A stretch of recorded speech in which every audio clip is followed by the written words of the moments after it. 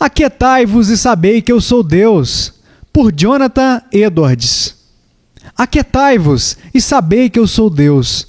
Salmo capítulo 46, versículo 10. Este salmo soa como um hino da igreja em tempos de grande turbulência e desolações no mundo. É por isso que a igreja se gloria em Deus como seu amparo, sua força e socorro bem presente, mesmo em tempos de grandes tribulações e dificuldades. Deus é o nosso refúgio e fortaleza, socorro bem presente na angústia. Portanto, não temeremos, ainda que a terra se mude, e ainda que os montes se transportem para o meio dos mares, ainda que as águas rujam e se perturbem, ainda que os montes se abalem pela sua braveza. Versículos 1 ao 3. A igreja se gloria em Deus, não apenas por ele ser o seu ajudador, que a defende quando o restante do mundo se vê envolto em desgraças e calamidades, mas porque, como o rio refrescante, lhe dá ânimo e alegria, mesmo em meio da calamidade pública. Há um rio cujas correntes alegram a cidade de Deus, o santuário das moradas do Altíssimo. Deus está no meio dela, não se abalará. Deus a ajudará já ao romper da manhã. Versículos 4 e 5. Nos versículos 6 e 8 são declaradas as profundas mudanças e calamidades que agitavam o mundo. As nações estão em tumulto, os reinos caem. Lança-lhe a sua voz, e a terra se derrete. Vinde, contemplai as obras do Senhor, que trouxe desolação na terra. O texto seguinte expressa admiravelmente a maneira como Deus livra a igreja destas desgraças, especialmente dos desastres da guerra e da fúria de seus inimigos. Ele faz cessar as guerras até o fim da terra, quebra o arco e corta a lança, queima os carros no fogo. Ou seja, ele faz cessar as guerras quando são contra o seu povo. Ele quebra o arco quando se verga contra os seus santos. Segue então estas palavras: aquietai-vos e sabei que eu sou Deus. A soberania de Deus se manifesta em suas grandes obras, as quais aparecem descritas nos versículos anteriores.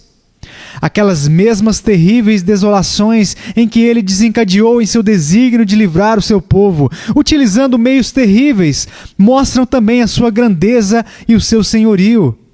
Através de tudo isto, a demonstração de poder e soberania. E assim ordena a todos que estejam quietos e reconheçam que ele é Deus. Porque disse: sou exaltado entre as nações, sou exaltado na terra. Disto pode-se derivar observações interessantes. Número 1. O dever de ficar quieto diante de Deus, debaixo das mercês de sua providência. Isso implica que devemos manter quietude de palavras, nos resignando de falar ou reclamar contra os desígnios da providência, não obscurecendo a razão com palavras de ignorância, nem usando a linguagem pomposa da vaidade. Temos que manter a calma em nossas ações e em nossa conduta, de modo que não contrariemos a Deus em seus desígnios. E em relação à disposição interior de nossos corações, devemos cultivar a calma e uma serena submissão de espírito à vontade soberana de Deus, seja ela qual for. Número 2. Podemos considerar os fundamentos deste dever, ou seja, a divindade de Deus. O fato dele ser Deus é razão mais do que suficiente para que estejamos quietos diante dele, sem o menor murmúrio, sem objeção, sem oposição, mas tranquilamente e com humildade submeter-nos a ele. Como devemos cumprir este dever de estar quietos diante de Deus? Simplesmente com um senso de sua divindade, compreendendo que o fundamento é o conhecimento de que ele é Deus. Nossa submissão é correspondente aos seres racionais. Deus não requer que nos submetamos a ele contra a razão, mas enquanto percebemos a razão e o fundamento de agir assim.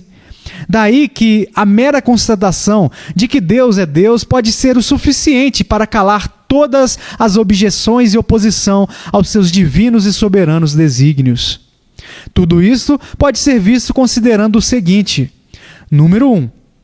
Porquanto ele é Deus, é um ser absoluto e infinitamente perfeito, sendo impossível que pudesse incorrer em erro ou maldade.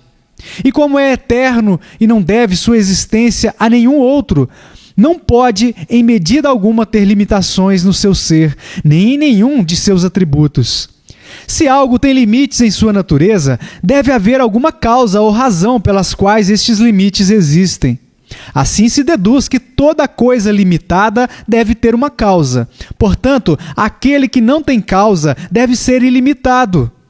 As obras de Deus mostram com toda a evidência que sua sabedoria e o seu poder são infinitos, pois quem fez todas as coisas do nada, que as sustenta, governa e as dirige a todo momento e em todas as eras, sem se cansar, deve possuir um poder infinito. Igualmente, tem que ser infinito em conhecimento, pois se ele fez todas as coisas e sem cessar sustenta e governa a todas, segue-se que ele continuamente e num único olhar vê e conhece perfeitamente todas as coisas, tanto as grandes como as pequenas, o que não é possível sem o conhecimento infinito. Sendo, pois, infinito em conhecimento e poder, Deus tem que ser perfeitamente santo. A falta de santidade supõe sempre defeito e pobreza de visão. Onde não há trevas nem engano, não pode faltar a santidade. É impossível que a maldade possa coexistir com a luz infinita. Deus, sendo infinito em poder e conhecimento, precisa ser totalmente autossuficiente. Portanto, é impossível que ele possa cair em qualquer tentação ou cometer alguma falta. Não há nenhum motivo para que ele incorra em nada semelhante. Sempre que alguém é tentado a ceder ao incorreto, é para fins egoístas. Então, como poderia um ser todo-poderoso, que não precisa de nada, ser tentado a fazer algo errado por fins egoístas? Portanto, é impossível a Deus, que é essencialmente santo, possa em sentido algum incorrer no mal. Número 2. Pelo fato de ser Deus, ele é tão grande que está infinitamente além de toda compreensão. Portanto, é irracional de nossa parte pretender julgar suas decisões, uma vez que estas são misteriosas. Se fosse um ser ao qual nós pudéssemos compreender, não seria Deus. Seria irracional não supor nada além do fato de que há muitas coisas na natureza de Deus e em suas obras e governo, que são para nós um mistério que jamais poderemos descobrir. O que somos e que ideia temos de nós mesmos se esperamos que Deus e seus desígnios possam estar ao nível de nosso entendimento? Somos infinitamente incapazes de tal coisa como compreender a Deus. Para nós seria menos irracional conceber que uma casca de nós pudesse conter um oceano. Jó, capítulo 11, versículo 7 em diante diz: porventura alcançarás os caminhos de Deus, ou chegarás à perfeição do Todo-Poderoso? Como as alturas dos céus é a sua sabedoria, que poderás tu fazer?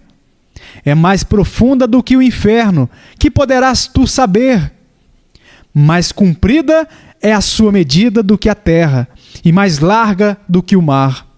Se pudéssemos perceber a distância entre Deus e nós, entenderíamos a razoabilidade da interrogação do apóstolo Paulo em Romanos capítulo 9, versículo 20. Ó homem, quem és tu que a Deus replicas? Se cremos encontrar faltas no governo de Deus, estamos virtualmente supondo que somos capazes de ser seus conselheiros, quando na realidade seria mais conveniente, com grande humildade e adoração, clamar com o apóstolo. Romanos capítulo 11, versículos 33 ao 36. Ó profundidade das riquezas, tanto da sabedoria como da ciência de Deus! Quão insondáveis são os seus juízos e quão inescrutáveis os seus caminhos! Porque quem compreendeu a mente do Senhor? Ou quem foi o seu conselheiro? Ou quem lhe deu primeiro a ele, para que lhe seja recompensado? Porque dele, e por ele, e para ele, são todas as coisas. Glória, pois, a ele eternamente. Amém. Se houvesse meninos que levantassem a voz para criticar os órgãos legislativos de seu país, ou para colocar em causa de juízo as decisões do poder executivo, não se estimaria que eles estavam se intrometendo em coisas demasiado elevadas para eles? E quem somos nós senão bebês? Pois nossas inteligências são infinitamente menores do que as dos bebês, em comparação com a sabedoria de Deus. Seria sensato se considerássemos isso e ajustássemos o nosso comportamento a isso. Diz o Salmo capítulo 131, versículos 1 e 2. Senhor, o meu coração não se elevou, nem os meus olhos se levantaram. Não me exercito em grandes matérias, nem em coisas muito elevadas para mim. Certamente que me tenho portado e sossegado como uma criança desmamada de sua mãe. Esta única compreensão da distância infinita entre Deus e nós, e entre o entendimento de Deus e do nosso, deveria ser suficiente para nos silenciar e para acatarmos com serenidade tudo o que Deus faz, não importa o quanto possa parecer misterioso ou ininteligível. Também não temos direito algum de esperar que Deus nos explique em particular a razão de seus atos ou desígnios. Está mais do que justificado que Deus não nos dê, vermes de pó que somos, razão de seus assuntos, para que assim possamos perceber a distância que nos separa dele e o adoremos e nos submetamos a ele em humildade e reverência.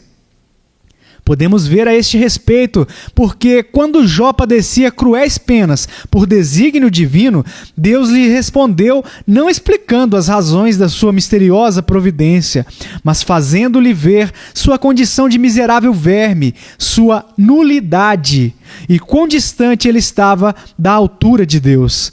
Essa atitude divina estava em melhor consonância com Deus do que haver entrado em algum debate com Jó, ou haver-lhe revelado o mistério de suas dificuldades. E para Jó foi bom submeter-se a Deus naquelas coisas que não conseguia entender, as quais quis trazer-lhe a resposta divina. Convém que Deus habite na escuridão profunda, ou em luz que nenhum ser humano pode resistir, a qual ninguém viu nem pode ver. Nada há de estranho em que um Deus de infinita glória resplandeça com um brilho demasiado rutilante e poderoso para o olho humano. Porque mesmo os anjos, aqueles espíritos poderosos, aparecem cobrindo seus rostos perante esta luz. Isaías capítulo 6. Número 3. Sendo que ele é Deus, todas as coisas são suas, portanto tem direito de dispor delas de acordo com sua vontade e prazer. Todas as coisas deste mundo inferior são suas, pois o que está debaixo de todos os céus é meu. Jó capítulo 41, versículo 11. Eis que os céus e os céus dos céus são do Senhor teu Deus, a terra e tudo o que nela há. Deuteronômio capítulo 10, versículo 14. Todas as coisas são suas, porque todas procedem dele, são totalmente dele e somente dele. Aquelas coisas feitas por homens não são inteiramente deles. Quando um homem edifica uma casa, não é completamente sua. Nenhum dos materiais com que foi feita deve a ele a sua origem. Todas as criaturas são total e completamente fruto do poder de Deus. É lógico, portanto, que todos sejam para ele e sujeitas à sua vontade. Provérbios capítulo 16, versículo 4. Assim, todas as coisas são de Deus, e todos são sustentados por ele, e se afundariam em ruína em um instante, se ele não as sustentasse. E todos são para ele, porque dele e por ele e para ele são todas as coisas. Romanos capítulo 11, versículo 36. Porque nele foram criadas todas as coisas que há nos céus e na terra, visíveis e invisíveis, sejam tronos, sejam dominações, sejam principados, sejam potestades. Tudo foi criado por ele e para ele, e ele é antes de todas as coisas, e todas as coisas subsistem por ele. Colossenses capítulo 1, versículos 16 e 17. Toda a humanidade é sua, suas vidas, seu alento, seu ser. Pois nele vivemos, nos movemos e somos. Nossas almas e as nossas capacidades lhe pertencem. Eis que todas as almas são minhas. Como é a alma do Pai, assim também a alma do Filho é minha. A alma que pecar, essa morrerá. Ezequiel capítulo 18, versículo 4. Número 4. Posto que ele é Deus, é digno de ser soberano sobre todas as coisas. A miúde, os homens possuem mais do que são dignos de possuir. Deus não é somente dono de todo o universo, sendo que todo este procede e depende dele, mas tal é a sua perfeição, excelência e dignidade de sua natureza, que ele é digno de ser soberano sobre tudo. Ninguém deveria ousar a opor-se a que Deus exerça a soberania do universo como se não fosse digno disto, pois o ser soberano absoluto do universo não é glória ou honra demasiado grande para ele. Todas as coisas no céu e terra, anjos e homens, não são nada comparados a ele. Todos são como uma gota de água em um balde ou como um grão de areia na praia. É tão apropriado que cada coisa esteja em suas mãos para que ele disponha delas segundo lhe aprouver. Sua vontade e desejo são de importância infinitamente maior do que os de todas as criaturas. É correto que sua vontade seja feita, ainda que seja contrária a todos os demais seres, que ele faça de si mesmo seu próprio fim e que disponha de todas as coisas para si. Deus é dotado de tais perfeições e excelências de forma que possui o título de ser o soberano absoluto do mundo. Certamente é muito mais apropriado que todas as coisas estejam debaixo da direção de uma sabedoria irrepreensível e perfeita do que expostas a cair em confusão ou sujeitas a causas incontroláveis. Além disso, não é bom que nenhum negócio do governo de Deus possa permanecer sem a direção de sua sábia providência, especialmente aquelas coisas de maior importância. É absurdo supor que Deus pudesse estar obrigado a prevenir qualquer criatura de pecar e de expor-se a um castigo adequado. Se assim fosse, resultaria que não pode haver tal coisa como um governo moral de Deus sobre os indivíduos racionais, e seria arbitrário para Deus dar mandamentos, já que ele mesmo seria a parte comprometida a observar a conduta e estaria fora do lugar das promessas e das ameaças. Mas se Deus pode deixar que alguém peque e se exponha à punição, então resulta ser muito mais apropriado que o assunto seja tratado com sabedoria. Quem, em justiça, deve ser exposto a castigo devido ao pecado e quem não, do que permitir que isso seja tratado pela confusão ou acaso. Não é digno do governador do universo deixar as coisas ao acaso. É natural para ele governar todas as coisas por meio de sabedoria. E como Deus possui sabedoria que o autoriza a ser soberano, assim também tem o poder que lhe permite executar o que sua sabedoria aconselha. Mais ainda, ele é essencial e invariavelmente santo e justo e infinitamente bom. Por isso está perfeitamente qualificado para governar o mundo da melhor maneira possível. Portanto, quando ele age como soberano do mundo, o indicado para nós é estarmos quietos e submeter-nos de boa vontade, sem objetar de forma alguma que ele tenha a glória de sua soberania. Pelo contrário, tendo consciência de sua dignidade, reconhecê-la com gozo, dizendo: Teu é o reino, o poder e a glória para sempre. E repetir com aqueles em Apocalipse capítulo 5, versículo 13. Ao que está assentado sobre o trono, sejam dadas ações de graças e honra e glória e poder. Número 5. Porquanto ele é Deus, será soberano e agirá como tal. Ele se assenta no trono de sua soberania e o seu reino é exercido sobre tudo. Em seu soberano poder e domínio será exaltado, como ele mesmo declara: serei exaltado entre os gentios, serei exaltado sobre a terra. Ele fará saber a todos que é o supremo Senhor de toda a terra. Ele executa sua vontade com o exército do céu e os moradores da terra, e ninguém pode estorvar sua mão. Não pode haver tal coisa como frustrar, prejudicar ou invalidar os seus desígnios, pois ele é grande em pensamento e maravilhoso em ação. Seu conselho prevalecerá e fará tudo o que lhe apraz. Não há sabedoria, nem inteligência, nem talento em oposição ao Senhor. Qualquer coisa que ele quer fazer durará para sempre. Nada lhe será adicionado ou removido. Quando ele age, quem lhe fará reparos? Ele pode, se quiser, esmiuçar seus inimigos. Se os homens se unem contra ele para estorvar ou opor-se aos seus desígnios, ele quebra o arco e corta a lança, queima os carros no fogo. Ele mata e faz viver, derruba e edifica, segundo o conselho de sua vontade. Ele diz em Isaías capítulo 45, versículos 6 e 7, para que se saiba desde o nascente do sol e desde o poente, que fora de mim não há outro. Eu sou o Senhor, e não há outro. Eu formo a luz e crio as trevas. Eu faço a paz e crio o mal. Eu, o Senhor, faço todas estas coisas. Nem os eminentes, nem ricos, nem sábios podem impedir ou torcer a vontade de Deus. Ele despede decepcionados os doutos e não presta homenagem aos aristocratas, nem concede privilégio aos ricos sobre os pobres. Existem muitos subterfúgios no coração humano. Porém, o conselho do Senhor e os pensamentos de seu coração permanecem através de todas as gerações.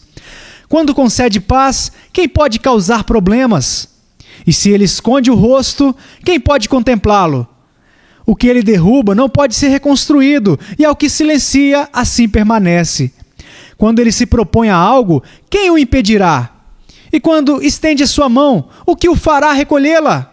Não há, portanto, uma maneira de impedir que Deus seja soberano, nem que haja como tal. Logo, pois, compadece-se de quem quer e endurece a quem quer.